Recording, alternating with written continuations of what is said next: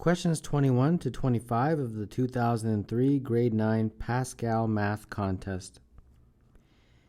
A straight one-way city street has 8 consecutive traffic lights.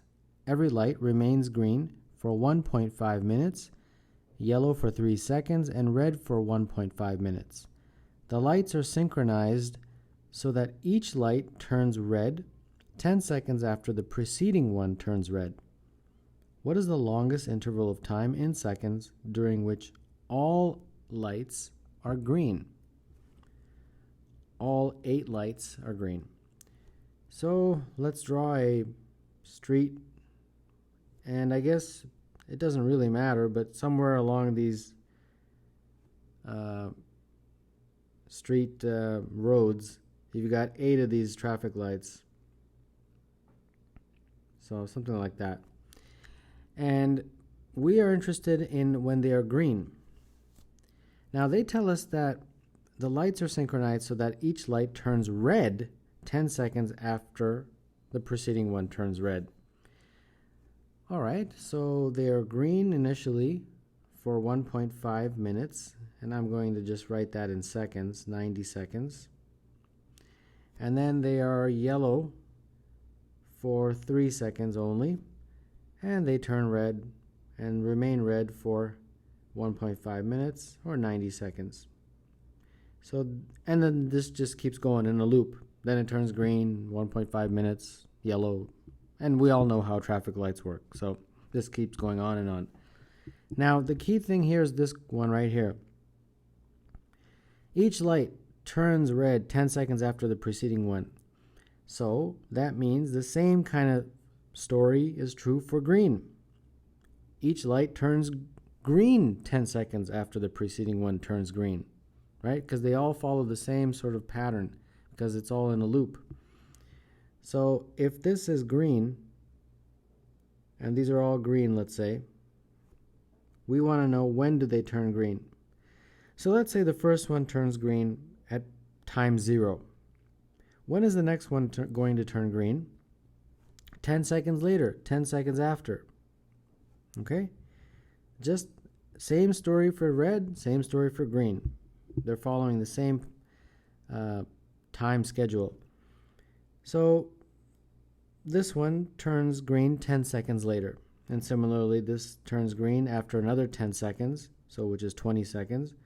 And at the 30-second mark, this one turns green at the 40-second mark. That one turns green, similarly 50, 60, and 70. Now, when this last one, this 8th green light, first turns green, 70 seconds have elapsed from the time that this first one turns green, correct? So I'll write that in 70 seconds has elapsed. Now, what is the total amount of time that each green light remains green? Well, it's 90 seconds.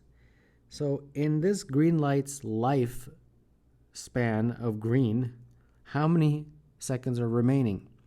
Well, 90 is the total time that it remains green, and 70 have already gone, so 20 seconds remain when the final green light starts to become green. Okay? At that point, all of these are green. And they will stay green until this first green light ends its green time frame, which is going to end in 20 seconds. So during those 20 seconds, all of these will be green. And then once those 20 seconds are up, that first green light will start to show yellow. So that 20 seconds is the crucial period in which all 8 lights will show green. So the answer to number 21 is C. In the diagram, 2 circles with centers A and B intersect at points P and Q, so that PAQ is 60 and PBQ is 90. What is the ratio of the area of the circle with center A to the area of the circle with center B? So we will draw a few things that hopefully will help us. the first thing I want you to do is draw the angles in. So they tell us that PAQ is 60. So this angle in here is 60. And PBQ is 90. So that means that's a right angle right there. All right? And then one line that definitely is going to help us is a line from P to Q. So like this. That one. And that means that we can label some of these distances. A to P is just R, radius of that bigger circle, and so is A to Q. And P to B is the radius, small r, for the smaller circle, and so is B to Q.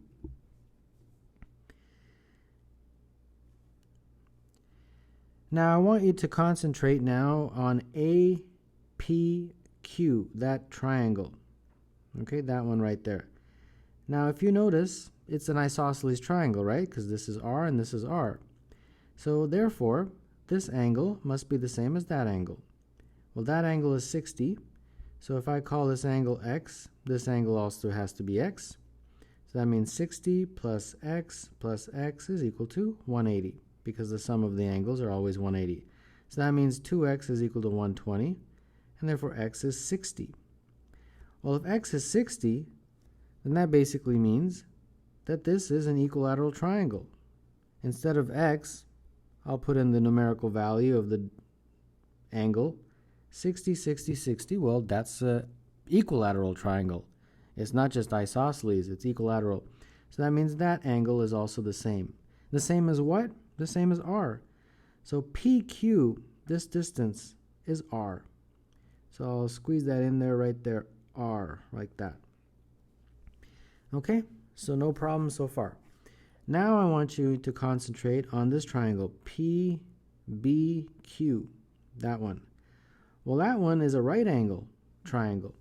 So you can use Pythagoras to figure out the relationship between those sides.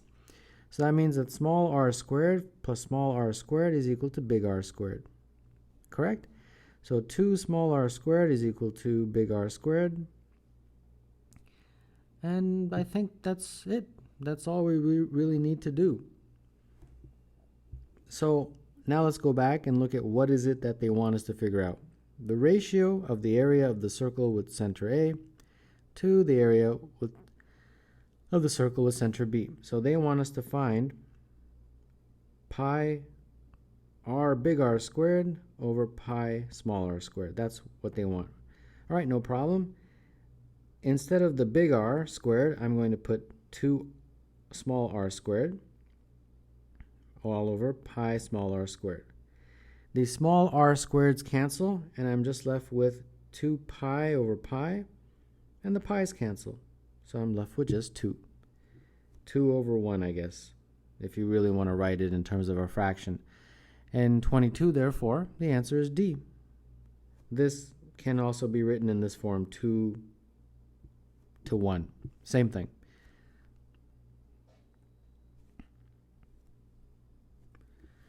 An escalator moves at a constant rate from one floor up to the next floor.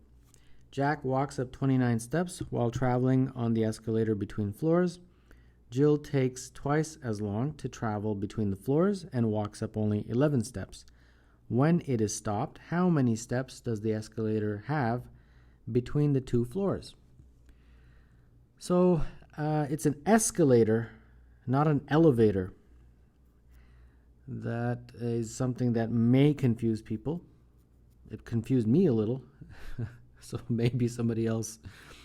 Now, we used to use this formula, speed is equal to distance over time, and we're going to use the same formula. It will pretty much give us the answer, but distance this time, or D I should say, is going to represent the number of steps. So it's a little bit different. The number of steps in the escalator. All right, so for Jack, we have the following formula. We're going to reverse this into a time is equal to distance over speed. and I'll call it TJ for the Jack's time. His distance, we don't know the distance, right? We don't know the number of steps. That's what we actually have to figure out, how many steps. But we do know one thing, is that he walks up 29 steps. So since he actually walks up 29 steps, the total distance that the escalator travels is actually d minus 29. Because he's actually walking up 29. The escalator, therefore, doesn't have to account for those 29 steps. And then his speed, well, we don't know his speed, so that's all we have for Jack. And now we have Jill. Well, it's the same letter, so I can write TJI or T Jill. That's good enough.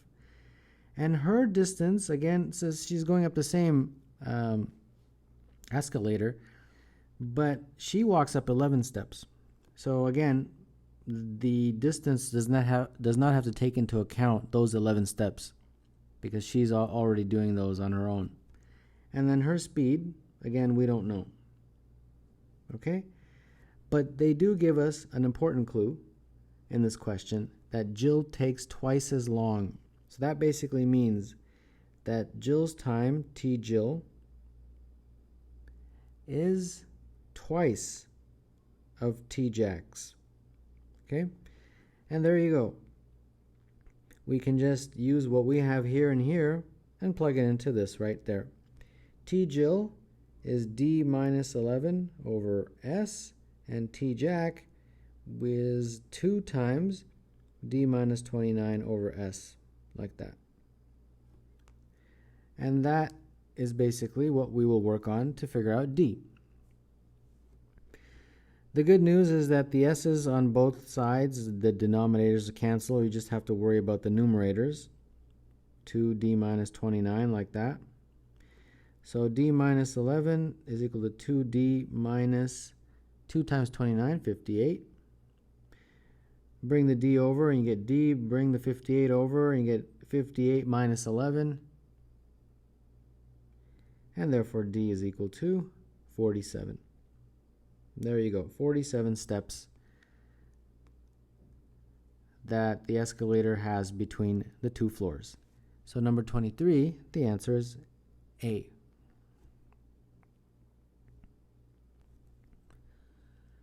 An artist wants to completely cover a rectangle with identically sized squares which do not overlap and do not extend beyond the edges of the rectangle. If the rectangle is 60.5 centimeters long and 47 2/3 centimeters wide, what is the minimum number of squares required?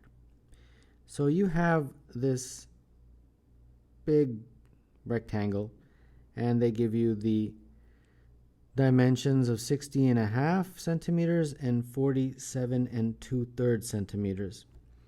And inside, they want you to basically place small squares.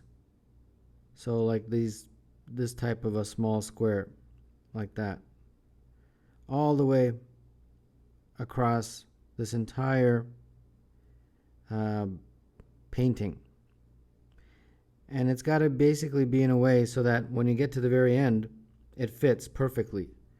Because they're saying that it can't overlap and you can't have any squares going beyond, like you can't have something like that. All right, and you can't have overlaps either. So no problem. What I'll do is I'll let the number of squares that go along this edge be represented by n. So there's n of those. And the number of squares along this edge, I will call them m. N and m. And then you can use any letters you want, or if you want, you can use capitals. It doesn't really matter. But that is basically how I'm going to start. Now, remember, each of these squares has some dimension, right? So I'll just say it's x and x. Because it's a square, both of those sides have the same length. And x they don't tell us anything about x, so we'll just use an unknown. And x can probably be any value, but n and m have to be integers, right? Because you're going to have n squares along here, and you're going to have m squares along there. And those n and m numbers have to be integers. You can have, say, 60 squares along here, but you can't have 60.2 squares, because that will not fit the criteria of the question. Because if you did, then you'd have something going beyond the borders, and all those squares have to fit perfectly like I showed you. So that means n and m are integers. The number of squares in the width and length respectively. That's what n and m represent. Okay, so let's move this up a bit. Now, if you have n squares and each of them has a length of x, that means this total length will be n times x, correct? And that, we know, is 47 2/3. And very similarly, if you have m squares along that side and each of them has a length of x, then that total length is mx, and we know that that is 60.5. All right, so those are the two equations that we get, and we can somehow combine them and see what we get. I think getting rid of the x will help, and I can achieve that by dividing. So 60.5 on this side, 47 and 2/3, like that. And indeed the x do cancel, and I just get m over n. And then now I've got to figure out this one. Let's see, 121/2, and then this is 143, I believe, over 3. So invert and multiply 121/2 times 3 over 143. And this gives me 363 over 286. And I think I can factor out an 11 both sides. 33, 11 would give me 26. And then that's 33 over 26. So that's m over n, 33 over 26. Okay? Now, 33 over 26 is already in lowest terms. So that means the smallest possible m and n are 33 and 26 respectively. So there you have it. M is going to be 33 in terms of the smallest possible value, and n is 26. So now let's go back and remind ourselves, what is it that they're asking? What is the minimum number of squares required? Well, we had n squares here along this side, and we have m squares along that side. So the total number of squares would be m times n. So we figured out our minimums for m and n. So our total number of squares, m times n, and that is 33 times 26, and that is 858. So 858 is the answer, and that would mean that is 24B. In the cube shown, L and K are the midpoints of adjacent edges AD and AB. The perpendicular distance from F to the line segment LK is 10. What is the volume of the cube to the nearest integer? So first thing I'd like to do is draw some lines to illustrate what is going on. The first thing, of course, is we want to draw a line from LK to F, because that is what they tell us is 10. So here is F all the way till LK. And the perpendicular distance, that's the important part. So there you go, and perpendicular distance, so that means that this is a right angle, right there. And then now I will draw in a few more lines that I will need to use later in the question to figure out all the lengths and then therefore eventually the volume of the cube. So the next line is from L down to F. Now I will draw a line from L down to the bottom like that. And since L is the midpoint of AD, this will basically be the midpoint of that segment. So this is, let's say, E. And finally, one final line should suffice, and that is from F to E, like this. And there you go. These lines will help us solve this question. So let's begin. The first thing, of course, now that this diagram has been drawn, I need to give it some sort of a side length. I don't have any numbers, so I'll say that every side is 2x. Okay? The only thing we know in terms of integers is f to the line segment LK, and that's 10. So I'll label that in there. This green line basically is 10. Okay?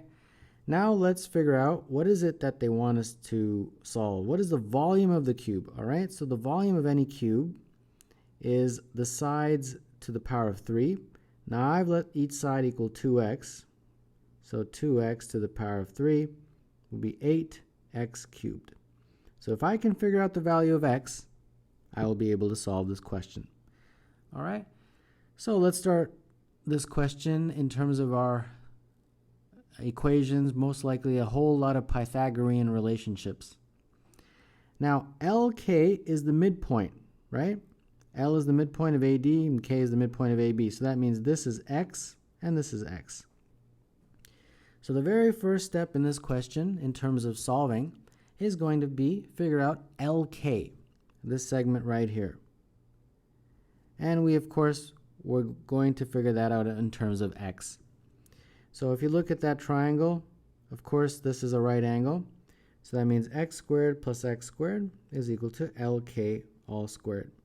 So that means LK is going to be 2x squared under the square root sign, and therefore LK is root 2x. So I'll put that in there, root 2x. All right?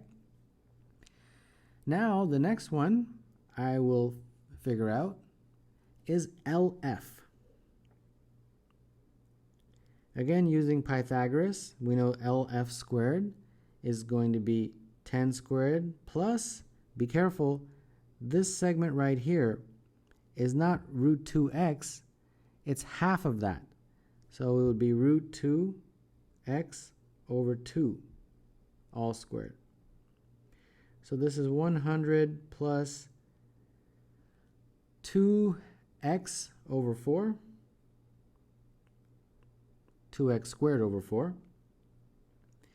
So that would basically be x squared over 2 plus 100, all under the square root sign, is equal to LF. And then I think I only have to do two more relationships. The next one involves this triangle right here, E, G, and F. In that triangle, we can label a few things first. We know that E to G is X, because it's basically the midpoint of this line, E is. And G to F is just the side of the cube, and we know that's 2x.